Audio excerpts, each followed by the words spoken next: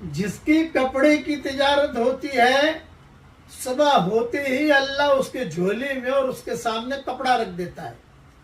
جس کے عطر کی تجارت ہوتی ہے صبح ہوتے ہی اللہ تعالیٰ اس کی جھولی میں اور اس کے سامنے عطر رکھ دیتا ہے. جس کی پتھر کی تجارت ہوتی ہے صبح ہوتی ہے اس میں مشغول ہو جاتا ہے. لیکن میں بہت سلام کرتا ہوں ان مردوں کو اور عورتوں کو اور پڑھانے والوں کو پڑھانے والیوں کو کہ اللہ کا شکر ہے صبح ہوتے ہی اللہ ہماری جھولی میں قرآن رکھ دیتا ہے.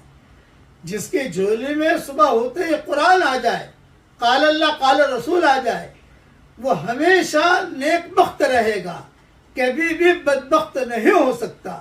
ہمارے دن کی ابتدا اللہ کے کلام سے ہونی چاہیے اور فجر کی نماز سے ہونی چاہیے.